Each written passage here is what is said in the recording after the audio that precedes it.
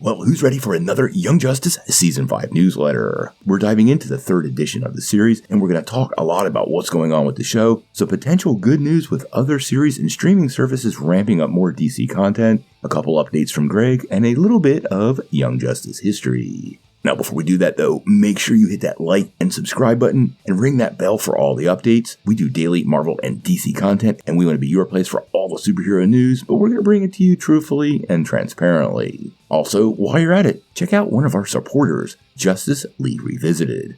It is a Justice League animated series focused podcast from Geek to Me radio host James Install and Wonder Woman herself, Susan Eisenberg. It's tons of fun if you're a fan of the series and a must-listen to podcast breaking down each episode with the people that helped create the iconic series. Big guests so far have included several of the writers along with Phil Lamar, aka the Green Lantern, so don't miss out.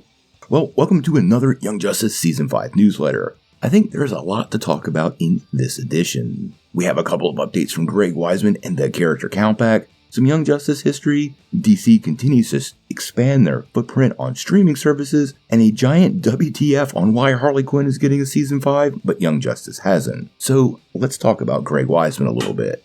Greg has been super busy, like we said, promoting Gargoyles over on his social media, but he's still been doing the character count pack, but we'll circle back to that in a second. Now, in case many of you didn't know, he has a new comic series coming from Marvel, and it kind of pairs off nicely with one of his previous projects, The Spectacular Spider-Man. Now, the new series is called The Spectacular Spider-Men, and it'll be the first comic that pairs Miles and Peter together in an ongoing series. Now, this will have Greg Weisman taking up the pen as the writer, and honestly, I'm looking forward to it. I'm going to check it out, and it should be pretty fun and a really high-profile project for Weisman. Now, the more exposure Greg gets, the better chances we have for more Young Justice, and I would love to see everybody support this project from Greg. Plus, if you're a Spider-Man fan, it looks to be a ton of fun. Now, after the last edition, we had a couple of people ask about that character count pack, so I decided we would start to include them in the newsletter. In the last week, we've had a bunch of new characters from Greg Weisman, and some of them are a bit obscure. In the past week, he's brought us Dragon Breath, who is that fire breather from Halley's Circus,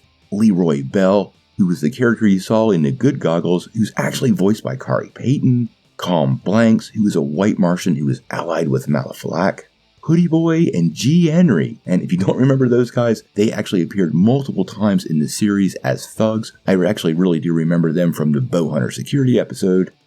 We got David Reed, aka Magog, a Kralatown Jailer, Brainiac 5, the Baby Sun Eater, a face we haven't seen in a while, Jason Burr, aka Cobra, and then Shirley Mason, who actually only appeared in the comics, and if you're a fan, she was actually involved in weapons smuggling with General Wade Ellis. And way back in 1968, she actually testified in the trial of Captain Nathaniel Adams, aka also known as Captain Atom. And then the final entry this week was Eddie Corliss. Might not be somebody you remember, but Corliss was the son of the mayor of Hatton Corners and is responsible for the creation of the Teen Titans in the comics. Now, in the show, you might remember when a couple of the new members of the team showed up to school, he is the kid that actually called them freaks. Now, as far as the Young Justice calendar goes, there was a pretty big episode in the past week that I thought was really important to fans, and that was Season 1's Cold Hearted. Honestly, guys, this is the episode that defined Wally West, and if you remember correctly, the team was headed out on a mission because all of North America was completely frozen over, but Wally got sidetracked. Now, he was a bit disappointed because this was a first team-up with the Justice League, but it proved to be an incredibly important episode, seeing Wally West not only save Queen Perdita, but pull the wool over the eyes of Count Vertigo, leading to him incriminating himself and finding himself locked away. The episode itself might be one of my favorites from Season 1, and like I said, it truly defined Wally and brought us closer to the character. So I thought it was something we could talk about in this newsletter, because I know a lot of you guys really want to see Wally West come back, and this episode gave us one of the best Wally stories. Now, as far as news for Season 5 goes, we've got two interesting stories. Now, you may have noticed a couple weeks ago, a lot of DC content found its way over to Amazon. Now, we've talked about how DC is expanding that relationship with streamers and how this is good news. Amazon actually just dropped a trailer for Merry Little Batman, and we know Caped Crusader is coming next year. So it was good to see them expand their relationship with that streaming service. But now they're over on Netflix.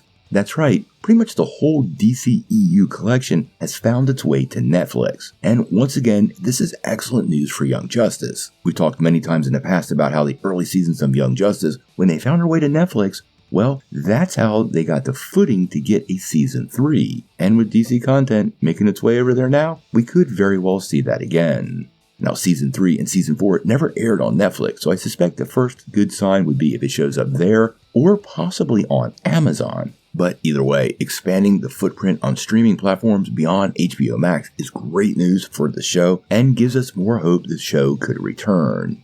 And this brings us to the big story that has most of us Young Justice fans pretty upset, with many fans wondering what the heck is going on and why is Harley Quinn getting a season 5 and not Young Justice? Well, honestly guys, there is a reason, and it's not popularity. Now, Harley Quinn has done really good on HBO Max, and it is a popular show, but its numbers are comparable to Young Justice, and I actually think Young Justice has a significantly bigger fan base. So why isn't it getting a season 5? Well, I think we have to look behind the scenes to really understand what's happening here, and this might be the big challenge the show is facing. Now, I've spoken to multiple creatives who work in the industry, some who have even worked on this show, and the explanation does sadly make a lot of sense. Typically, when a project at a studio gets made, it has executive buy-in. This is often one executive who's heading up the project and kind of providing the internal managerial energy to see it through to fruition. Now, I don't know the status of any executive buy-in for Young Justice, let's be clear. But it should be pretty obvious to many of us that Harley Quinn has some massive executive buy-in at some level. Quite honestly, I think this is coming directly from James Gunn. Remember, Gunn made an appearance on the show, and he has a comedy background, with his productions reflecting that, and I think that's where all the support for Harley Quinn is actually coming from, and sadly, until Young Justice gets similar buy-in, whether that's from Gunn or Safran or somebody else in DC Studios brass, or even Warner Brothers Animation, it's going to be really hard for the show to gain any momentum. Now, it's not hopeless, and often executives are gravitating to shows that get a lot of social media support. So this is a great example of why we should continue with the hashtags like Renew Young Justice Season 5, and Save Earth 16 to make sure the show finds somebody who can cheerlead it behind the scenes and give us fans exactly what we want. Now again, I'm telling you guys, the best thing to do is to buy the DVDs and the comics, push some money towards Warner Brothers Discovery, and over on HBO Max, keep streaming the show. They pay attention to this information. It's the best way for us to get to season 5. And if I think we keep pressing the point, we should find ourselves enjoying a new season before we know it. Remember, it's super important you keep it very positive, nice, kind, and inviting, because executives pay attention to this, and it doesn't do us any good to make them, well, not like the fans. Hopefully Greg doesn't pick up too many other side projects so he can get started on it as soon as it's approved. But we'll have to wait and see.